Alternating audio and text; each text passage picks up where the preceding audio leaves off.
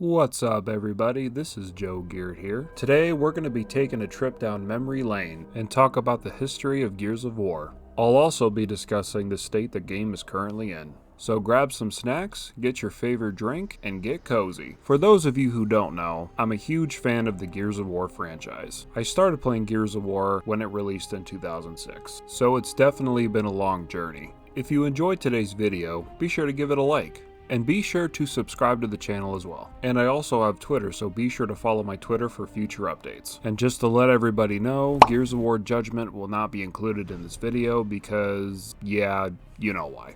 And with that, let's get on to the video. Gears of War was released on November 7th, 2006 for the Xbox 360. The game follows protagonist Marcus Phoenix, a soldier in the coalition of ordered governments, tasked to lead a last-ditch effort to destroy the Locust Horde and save humanity. And of course, Marcus is joined by Dominic Santiago, Damon Baird, and Cole Train. Gears of War was definitely a game changer for the Xbox 360. If you had an Xbox 360 back in 2006, you most likely had Gears of War or Halo. Gears of War was definitely a game changer. It definitely felt like a horror shooter game. And of course, cover shooting mechanics were introduced and was a new experience for players. We also had characters that were introduced, such as Min Kim, Anthony Carmine, Anya Stroud, and Colonel Hoffman.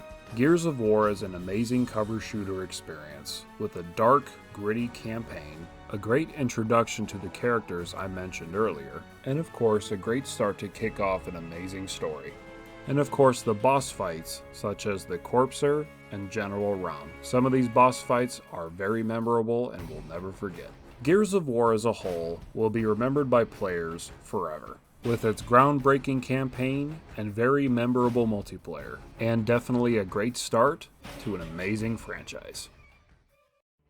In Gears of War 2, the COG continues its fight against the Locust, who are attempting to sink all the cities on the planet Sera. Sergeant Marcus Phoenix leads Delta Squad into the depths of the planet to try to stop the Locust during the assault upon Locust territory. Gears of War 2, according to former game designer from Epic Games, Cliff Bleszinski, said that Gears of War 2 will be bigger, better, and more badass. In my personal opinion, he was right on the money. Gears of War 2 introduced meat shields, weapon executions, and of course, bigger and more badass weapons. Gears 2 also introduced 3 new characters, Ty, Dizzy, and Benjamin Carmine. Gears 2 takes you deep down into Locust territory, where you meet the Locust Queen, and of course, Scourge. Gears of War 2 also introduces a deep emotional story between Dominic Santiago and his wife Maria. I will not spoil the campaign in this video. If you want to check out Gears of War 2's campaign, you should play it yourself. Gears of War 2, in my opinion, plays a lot like Gears 1, but more polished. Of course, every Gears of War player remembers the launch of Gears 2. It was very rocky. Gears of War 2, however, did offer a lot of content, such as map packs, and of course a campaign DLC, which was very well done, in my opinion. And I mean, come on, you get to ride a freaking Brumok. How cool is that? So Gears of War 2 as a whole was an amazing experience in my opinion. Of course it had its rocky start, but the campaign/multiplayer experience is something I will never forget. After playing Gears of War 2's campaign, I just could not wait for the third and final installment. Gears of War 3 takes place 2 years after Jacinto, humanity's last stronghold, is destroyed in an effort to completely eradicate the Locust Horde. The coalition of ordered governments remnants relocate to Vectus, a secluded island, in order to rebuild their civilization. The COG then disbands after Chairman Prescott mysteriously disappears and seemingly abandons his forces. A new foe, the Lambent, are threatening humanity's dwindling numbers. As the Lambent begin to invade Vectus, Marcus Phoenix and his comrades retreat to the CNV Sovereign, a helicopter carrier, and take refuge at sea. Hoffman leads other survivors back to the mainland to find haven at Anvil Gate. Delta Squad now consists of Marcus Phoenix, Dominic Santiago, Anya Stroud, Damon Baird, Augustus Cole Train, Jace Stratton, Clayton Carmine, and Samantha Byrne. Gears of War 3 is the third and final installment to the franchise, which puts a conclusion to the Locust and Lambent War. Like I mentioned earlier about Gears 2 playing like Gears 1, Well, Gears 3 plays like Gears 2. But Gears of War 3 is way more polished than Gears 2 was. Gears 3 also introduced the sawed-off shotgun, the digger launcher, and other really cool weapons. Gears of War 3's multiplayer was definitely an interesting and new experience. Gears of War 3 introduced ribbons, which you can earn in multiplayer. Gears of War 3 also introduced weapon skins, which you can earn by unlocking them in the game or purchasing them in the Microsoft Store. Gears of War 3 also had a lot of characters you can unlock through the game or download through the Microsoft Store. Gears 3 was an exciting conclusion to the franchise. Fast forward 4 to 5 years later, we get Gears of War 4. Gears of War 4 is a brand new installment to the series, with a brand new story, brand new characters, and brand new plot. Gears of War 4 takes place 25 years after the events of Gears of War 3, where the emulsion countermeasure weapon destroyed all emulsion on the planet Sera, killing the Locust and the Lamed in the process. The weapon forced humanity to adapt to new ways of survival after knocking out the use of fossil fuels, and bringing across the planet powerful windstorms called wind flares, to protect surviving human population from decline, estimated to be hundreds of thousands. The reformed coalition of ordered governments established walled-off cities to protect its citizens from the dangers outside, while declaring martial law to prevent any travel outside the cities. However, some human survivors rejected the viewpoints of the COG, and reformed a group called the Outsiders that lived outside of the COG's jurisdiction, raiding COG territory to gather resources. The game's main story focuses on JD Phoenix, the son of Marcus Phoenix and Anya Stroud, who, alongside his friends Delmont, or Del Walker, and Kate Diaz, deal with a new threat to humanity's survival, the Swarm. Gears of War 4 introduces 3 more characters to the series: the Coalition of Ordered Governments, First Minister Jin, Reyna Diaz, Kate Diaz's mother, and Oscar, Kate Diaz's uncle. With the Swarm threat on the rise, JD asks his father, Marcus Phoenix, for help. Marcus, who was still angry at JD for joining the COG, and then endangering himself by abandoning it. Marcus is reluctant to help JD until he shows him that the Swarm is not human. Suspicious, Marcus decides to lead the group to Fort Reval, where thousands of Locust corpses were buried to dispose of them. After escaping another attack by Jin's forces, the group reaches inside the city, where they are ambushed by a Snatcher that captures Marcus. As JD and his friends pursue the Snatcher, they find evidence of the Swarm being responsible for the abduction of COG citizens, whose bodies are being harvested to create more Swarm creatures. When the Locusts were hit by the emulsion countermeasure, they did not die.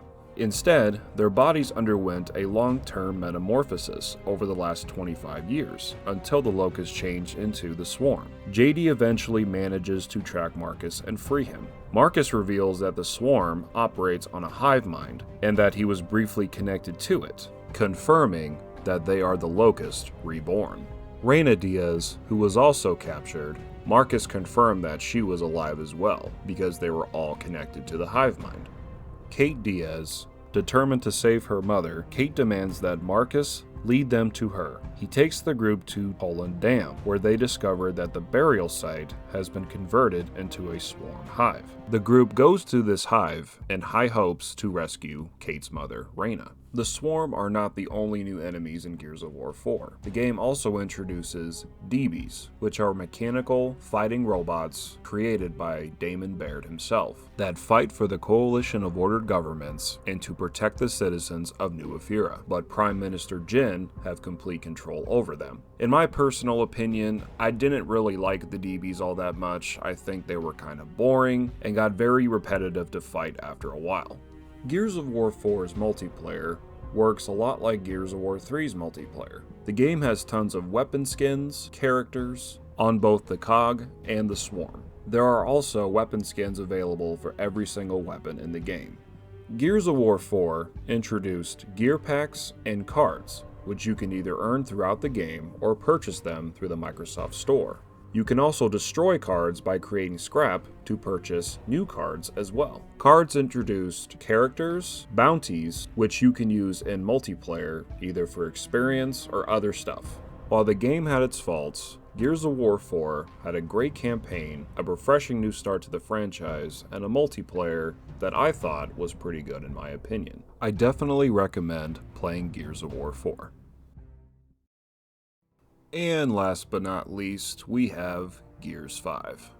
Gears 5 takes place months after the events of Gears of War 4, and focuses on Kate Diaz, an outsider who is a descendant from Queen Mira, Queen of the Locust Horde. As Kate, the player must uncover the origins of the Locust Horde and the truth behind her family's history. JD, his best friend Del, and JD's father, Marcus Phoenix, also return in Gears 5.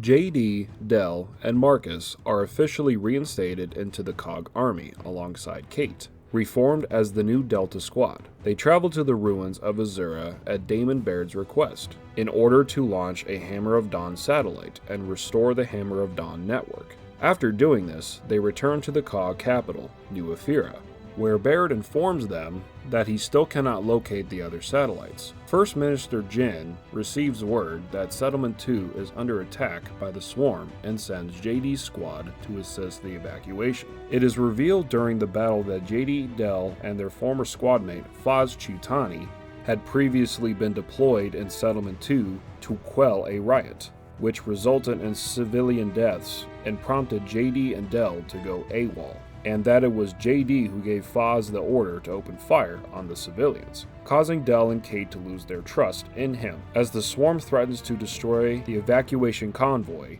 JD orders Baird to fire the Hammer of Dawn prematurely, while the Swarm forces are annihilated. The Hammer of Dawn malfunctions and begins firing wildly, severely injuring JD. 4 months later, Kate and Del go to an outsider village located in the skeleton of a riftworm to try to convince them to join the COG. The village chief, Kate's uncle Oscar, refuses, but they are suddenly attacked by the Swarm. Kate is captured by a Snatcher and experiences vivid visions of controlling the Swarm forces. She escapes the Snatcher, but is unable to prevent Oscar's death, which she witnessed through her visions. COG reinforcements, when they arrive to evacuate the village, Kate tells everybody about her visions, and Marcus recommends she heads to a secret lab at New Hope to find answers, with Del joining her. At the lab, they find clues leading them to Mount Kadar, a former Locust stronghold.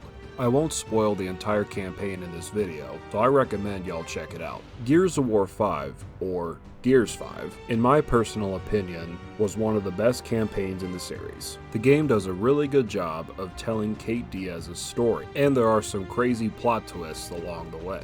So again, I highly recommend Gears 5's campaign. Gears 5's multiplayer was definitely an interesting experience. Of course, you have your classic Gears of War modes, such as Team Deathmatch, Guardian, King of the Hill, and other classic Gears of War modes. And Gears 5 also introduced Free-for-All, which was a game-changing experience for the franchise. Capture the Flag was also introduced in Gears 5, but it was also known as Gridiron. And then of course you have your ranked modes, if you want to get really sweaty.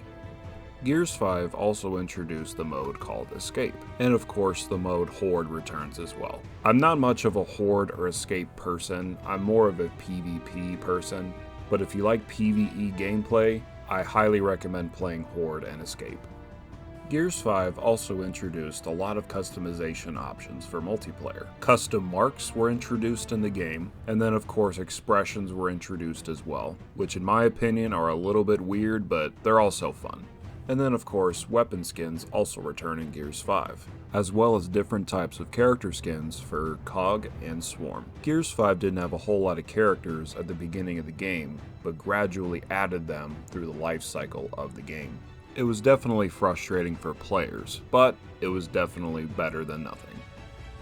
Gears 5 introduced the Tour of Duty system, as well as iron and coins, which can be earned by playing the game or purchasing them through the Microsoft Store. Coins and iron can be used for purchasing characters, weapon skins, emotes, and markers, and of course bloodstains that nobody really cares about. Gears 5 had a total of 8 content seasons, which were also known as operations, which of course had a battle pass-like system in other shooter games. In my personal opinion, they could have done a better job with the Tour of Duty system. Overall, Gears of War 5 was a pretty good Gears of War experience, but had a very controversial multiplayer experience. I personally think they could have done a better job with the multiplayer, especially giving us more content, because at the beginning of the game, there really wasn't that much content, which caused a lot of players to quit playing Gears 5 entirely.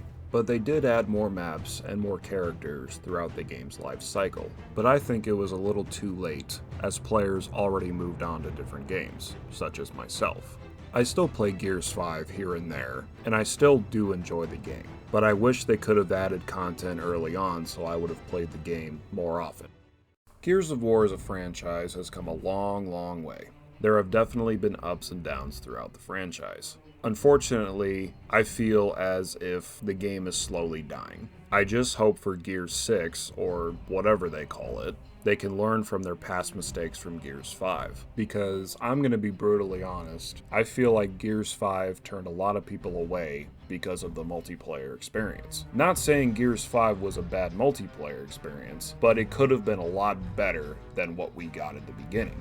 I just hope for Gears 6, the Gears of War franchise as a whole can be revived. This is a franchise that I absolutely love. I basically grew up on it, and I want nothing but success for Gears of War itself. But again, Gears 6 has to prove a lot of people wrong. And I really hope that the Coalition studio can deliver with Gears 6. And I believe they can do it. I have high hopes for the Gears of War franchise in the very near future.